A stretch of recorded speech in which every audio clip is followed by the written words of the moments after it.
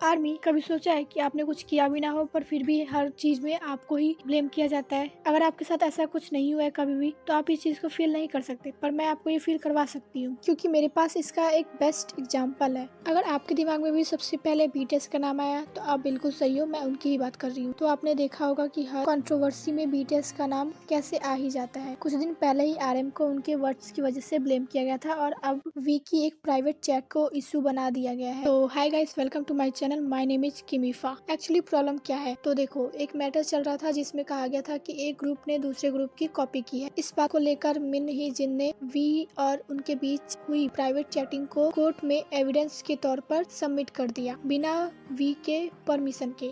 और ये गलत है, किसी की भी पर्सनल चैट को बिना उसकी इजाज़त के एविडेंस के तौर पर यूज नहीं किया जा सकता।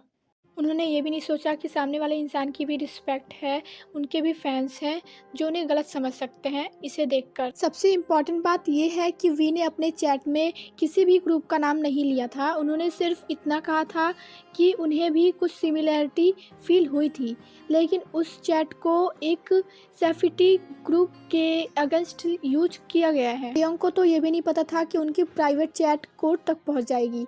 अब उन्हें खुद को प्रूफ करना पड़ रहा है जबकि उनकी कोई गलती भी नहीं है। और सवाल ये उठता है, हर बार बीटीएस को ही क्यों प्रूव करना पड़ता है कि वो गलत नहीं है।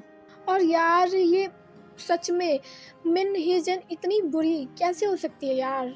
मतलब वी इन्हें अपना फ्रेंड मानते हैं और मिन हिजन ने ऐसा किया, उनके प्राइवेट चैट को एविडेंस के तौर पे सबमिट कर दिया। हालांकि अब मिन हिजन ने ये कह दिया है कि जो वी हैं उन्होंने किसी की भी साइड लिया है, ना ही किसी की साइड ली है। तो मतलब अब क्या फ़ायदा, पहले ही लोगों ने उन्हें गलत कह ही दिया कि वी ने ऐसा किया, किसी एक की साइड ली है, ऐसा लोग तो कह रहे हैं। अब तो अब क्या ही फ़ायदा, छोड़ो जो भी हो।